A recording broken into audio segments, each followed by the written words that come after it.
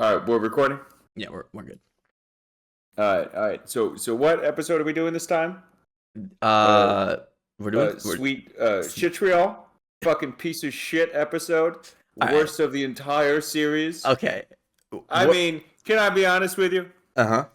Does anyone give a shit about anything that happened? Does any of it even matter? Like, who cares? It's like they did a lore episode, but bad. Well, last week's episode was kind of a lore episode,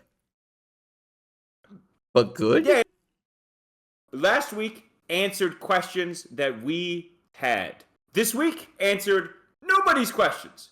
Nobody was curious about Cobell's childhood. Not one person. I mean, And honestly, I gotta be honest with you, yeah. the big reveal Oh, of this episode, my hopes are down for the big reveal of the show.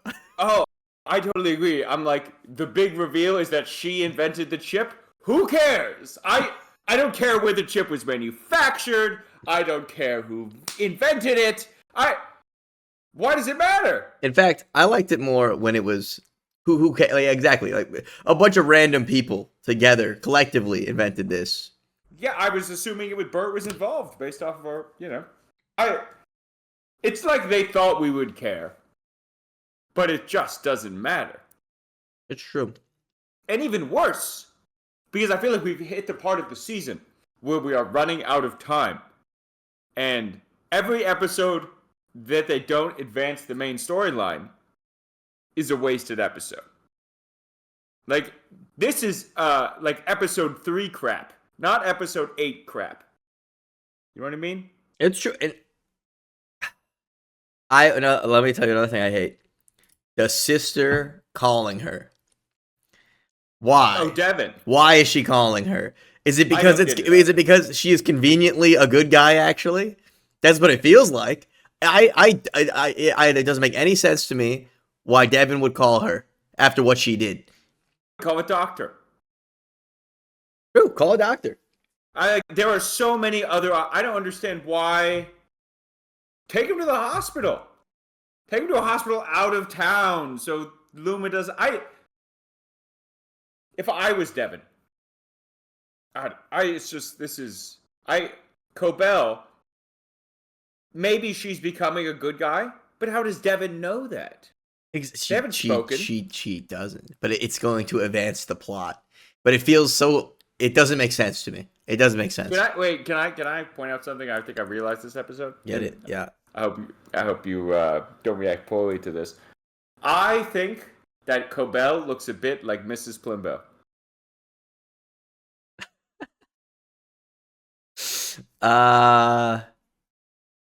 This won't mean a lot to. Well, actually, most of our viewers probably know what I mean. Plimbo has no comment. No comment on that? Well, no comment.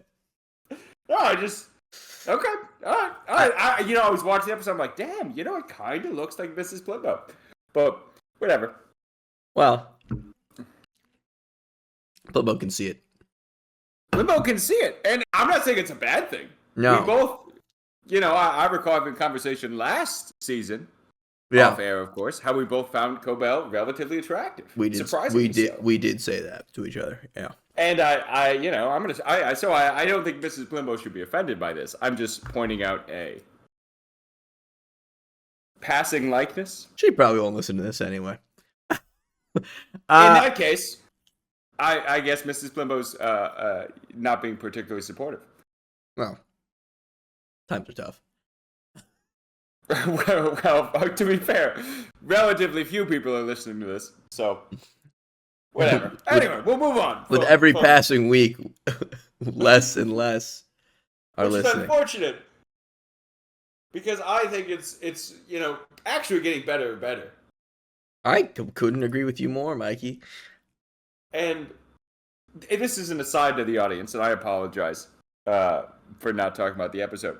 But like a psychopath, I actually go back and re-listen to all of these episodes. And as I'm watching, I'm like, damn, that was a good ep. So, I figure as long as I'm enjoying it. Well, that's all that really matters. And kind of to stand with you here, Mikey, I too do the same thing and feel great shame as I listen to myself and, as you said, disassociate and be like, wow, these two guys I'm listening to are making a lot of good points right now. I agree with everything these guys are saying. Yeah. Oh, I'm masturbatory, but you know what? I enjoy it quite a bit. And I look forward to listening to this segment about the bit of meta-analysis. Really going to come full circle then. In fact, this might come up while I'm listening and I'll be like, what am I doing? Maybe it's just a wake-up call. But no, I think future me will appreciate this part. Oh, yeah. Anyway, back to the episode. Yeah. Cold Harbor. Cold Harbor. All right, let's talk about They're in a Cold Harbor. Let's talk about Meth Guy. She knows. Wait, no. Can we talk about just the word associations for a second? Oh, it's a Cold Harbor? So, they're at a Cold Harbor. I guess I never really thought about that. And I don't know what that means, but it's there.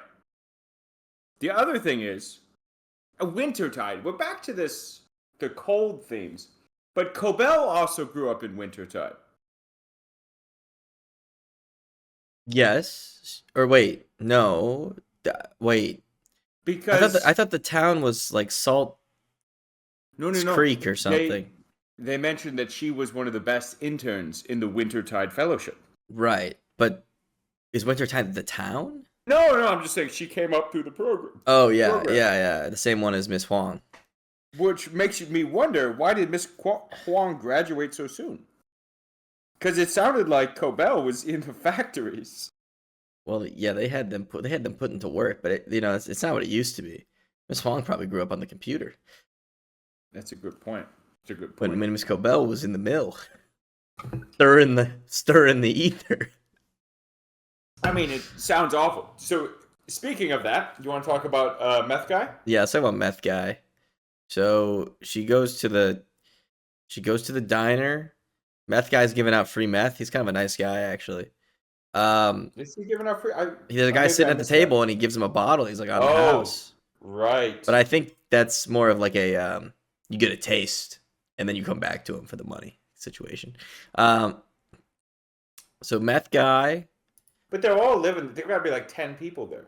He doesn't like her, probably because she works for Lumen, which they all hate Lumen because they destroyed the town. But as Sissy points out, they also built up the town by being there in the first place.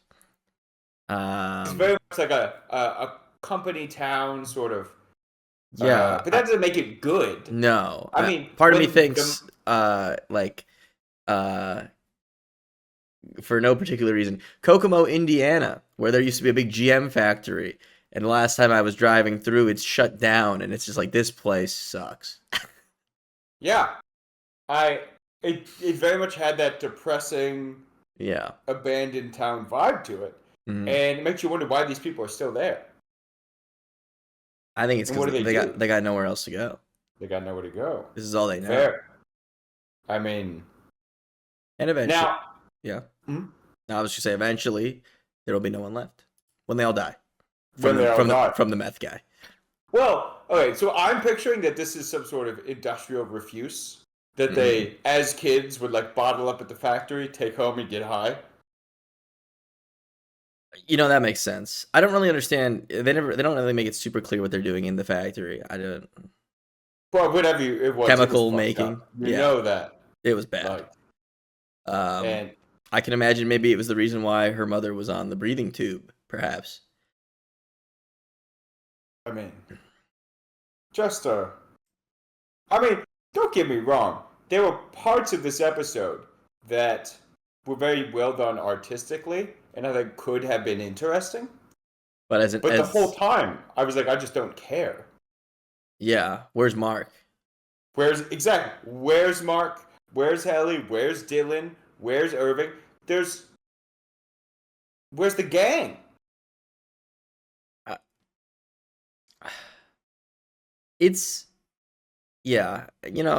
think this is a good episode 3 for me. But they did that when they did the outing. The Woes Hollow? Yeah, I feel like they're It doing too many of those. it's tough. Because now I feel like we've done 3. Because we did Woes Hollow, we had the Gem episode, which was good. And now we have this episode. They're really just kind of blue balling the reintegration of Mark this whole season. Yes.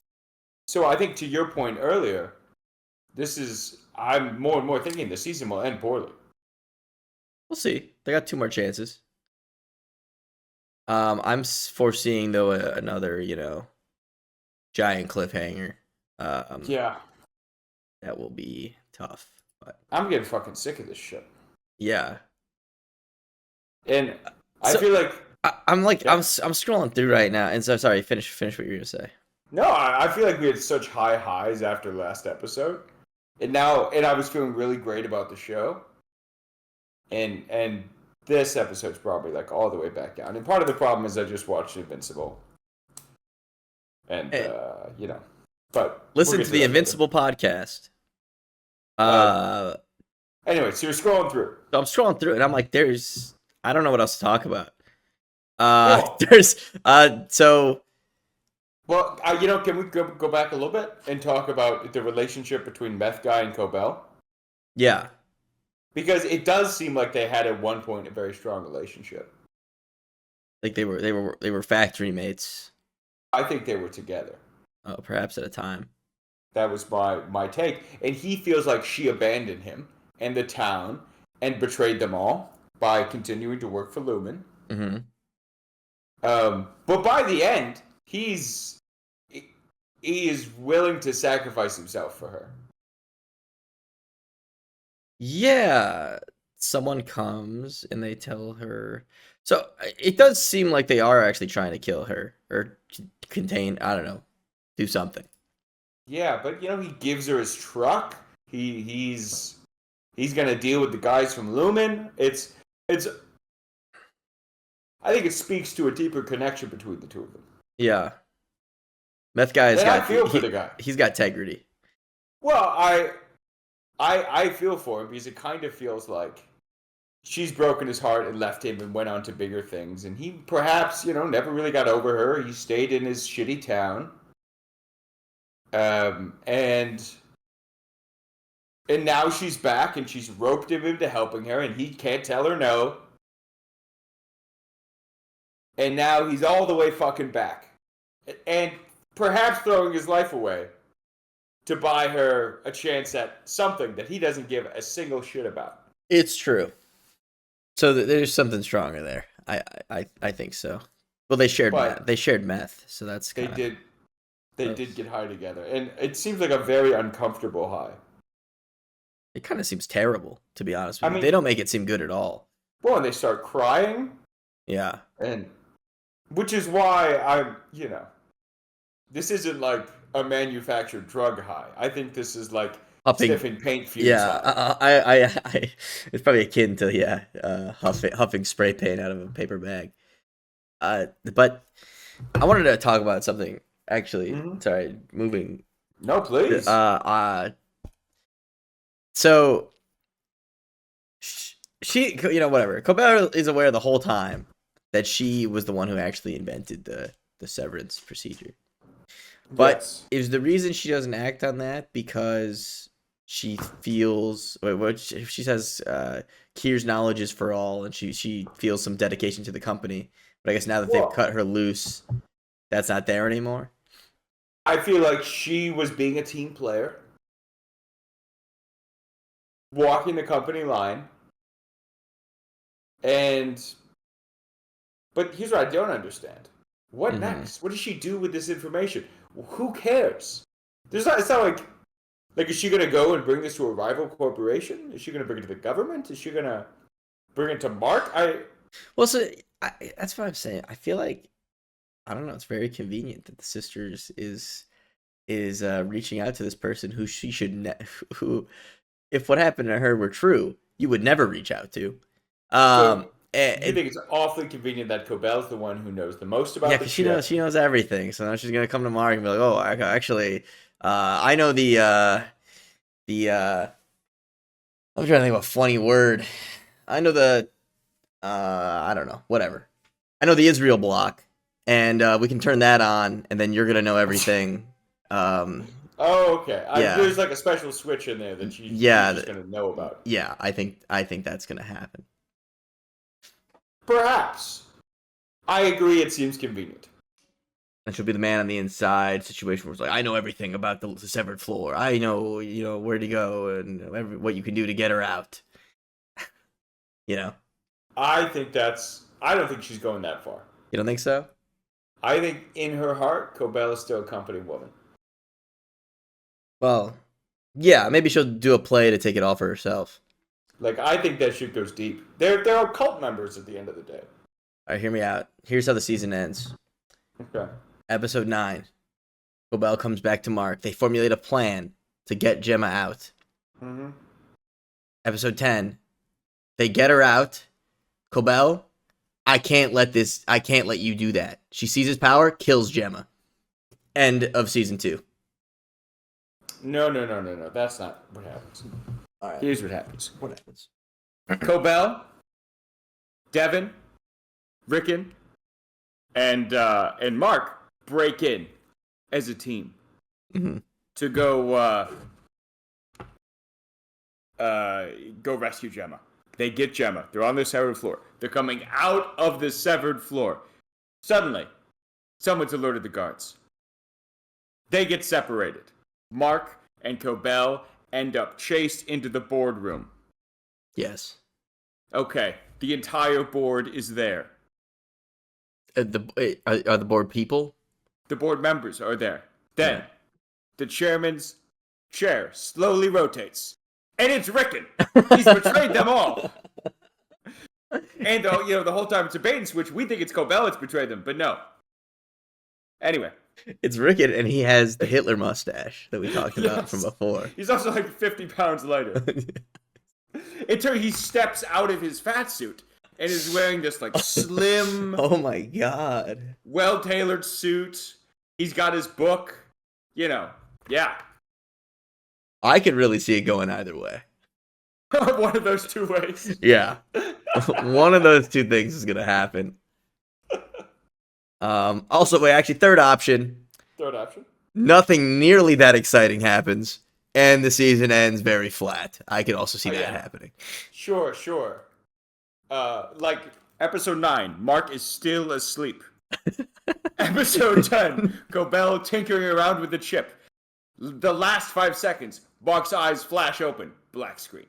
Yeah, I could easily. Yeah, episode 9 is a Irving episode where he's just like, it's his past. It's his full deployment as a Navy SEAL. And then the episode ends right up to where we already know.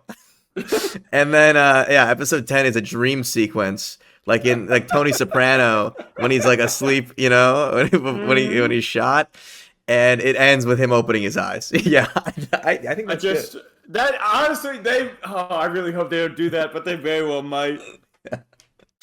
But here's hoping for the Hitler Rickon ending that we have all been predicting. Much better. Yeah. Actually, here's what happens. You're watching the show. You get a knock on your door in real life. Who's there? But Rickon. Oh. Rickon walks in. He tells you you've been arrested for illegal podcasting. Next thing you know, you're in a work camp in Montana. What I'm saying is be careful. Some, maybe even our viewers would say that's the good ending. Crimes against humanity? Yeah. All right, well, anyway, listen. Whatever. This was a bad episode. What do we rank Let's it? do ratings. What are we ranking I'm it, Mikey? giving it a 5 out of 10. I'm not that harsh. I'll give it a 6. It was I think it was well done for what it was, but like we talked about, it's just there's too much nothing happening for the past 2-3 episodes. I can't take it anymore. And if the rest of the season ends like this, you heard it here first. Mikey and I are not doing season 3 of the podcast if it ends like this.